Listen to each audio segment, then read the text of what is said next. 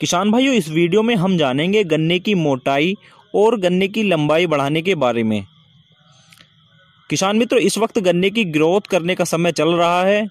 अभी ग्रोथ के वक्त अगर हम गन्ने की फसल में कुछ खास उर्वरक और ग्रोथ प्रमोटर का इस्तेमाल कर लेते हैं तो हमारी फसल बहुत ही अच्छी होने वाली है।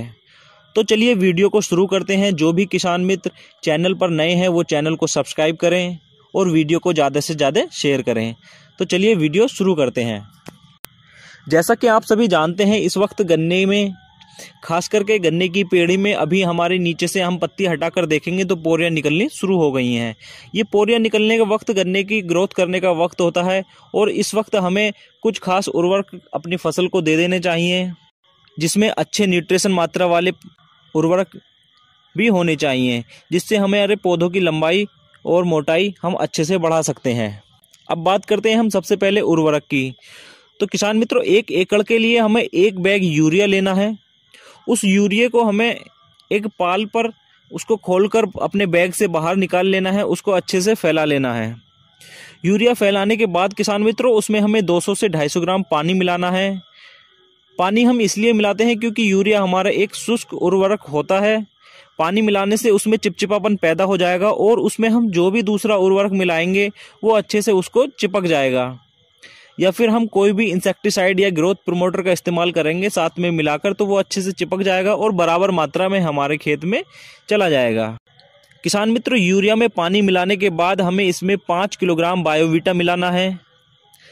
बायोवीटा गन्ने की मोटाई और लंबाई बढ़ाने के काम आता है। इसमें ग्रोथ करने के लिए अच्छे न्यूट्रिशन होते हैं। बायोवीटा हमारे गन्ने की अच्छे से ग्रोथ बढ़ाने के हमारे काम आएगा यूरिया के साथ मिलकर के।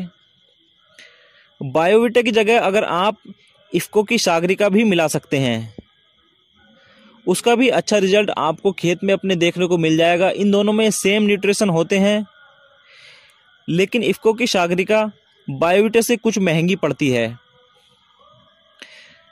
आप अगर सागरिका या बायोवीटा नहीं मिलाना चाहते या फिर आप अगर धनजाइम का प्रयोग करना चाहते हैं तो धनजाइम का प्रयोग भी कर सकते हैं, क्योंकि इन सभी उर्वरकों में एक जैसे पोषक तत्व पाए जाते हैं जो हमारे गन्ने की फसल की लंबाई और मोटाई बढ़ाने में बहुत ज़्यादा कारगर होते हैं। किसान मित्रों, ये वो उर्वरक होते हैं जिनमें अच्छे हमारे कुछ सूक्ष्म न्यूट्रिशन भी पाए जाते हैं जो हमारे गन्ने की ग्रोथ के काम आते हैं, अच्छे से हमारे गन्ने की लंबाई और मोटाई बढ़ा देते हैं। अब दोस्तों, हमें इस चीज़ का ध्यान रखना है, गन्ने की जब हमारे लंबाई और मोटाई बढ़ती है, गन्ना हमारा अच्छे से प्रोडक्शन उसका होने लगता है, तो उसको कीट का आक्रमण भी उस पर बहुत ज़्यादा होता है। तो उसी के लिए हमें कुछ ना कुछ इसमें इंसेक्टिसाइड भी मिला देना चाहिए, क्योंकि जो भी फसल हमारी ज़्यादा अच्छी पैदावार होती है तो उसको उतना ही ज़्यादा बीमारी और कीटों का उस पर प्रकोप ज़्यादा हो जाता है। अब हमें इसमें इनके साथ ही फिप्रोनिल 5 किलोग्राम प्रति एकड़ की दर से मिला लेना है। फिप्रोनिल हमारे ग्रोथ का भी काम करेगा और साथ में वो इंसेक्ट को भी रोकेगा।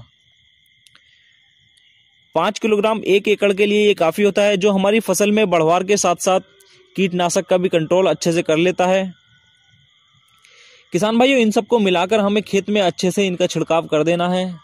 अभी छिड़काव करने से पहले सावधानी में खेत में अपने सभी उर्वरकों के उपयोग से पहले हमें खेत में अच्छे से सिंचाई करना बहुत ज़्यादा ज़रूरी है। हो सके तो खेत में पानी भर दें।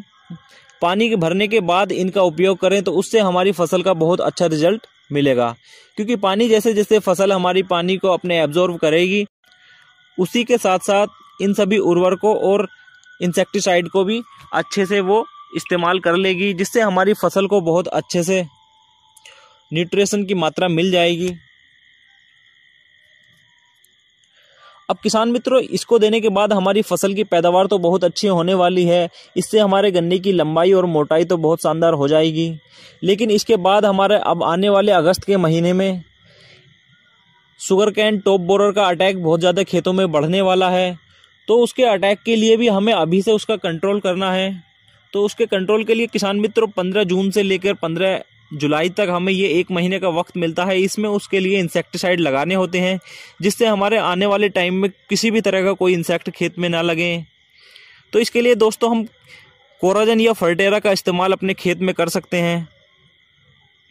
ये हमारे सभी तरह के बोरर कीटों को कंट्रोल करते हैं। कोराजन के बारे में अगर आपको जानना है तो वो मेरे चैनल पर उसकी वीडियो पड़ी हुई है, आप वहाँ से जाकर उसको देख सकते हैं, या फिर उसका लिंक भी मैं आपको डिस्क्रिप्शन में दे दूँगा। किसान मित्रों, जब फसल हमारी अच्छे से पैदावार उसकी होती है तो उसको इंसेक्ट और बीमारी का बहुत ज़्यादा खतरा बढ़ जाता है, तो उसको भी हमें देख देख कर अपने उर्वरकों के साथ साथ इंसेक्ट का और पेस्टिसाइड का भी लगातार इस्तेमाल करते रहना चाहिए, क्योंकि जब ही हम अपनी खेत की पैदावार ठीक से ले पाएंगे। उम्मीद करता हूँ आपको ये फर्टिलाइज़र बहुत अच्छे से समझ में आ गए होंगे। किसान मित्रों, अगर आपका कोई भी सवाल है तो आप हमें कमेंट बॉक्स में लिख सकते हैं। साथ ही वीडियो को अपने किसान मित्रों के साथ ज़्यादा से ज़्यादा शेयर करें, चैनल को सब्सक्राइब करें। मिलता हूँ इसी तरह की वीडियो में, तब तक के लिए धन्यवाद।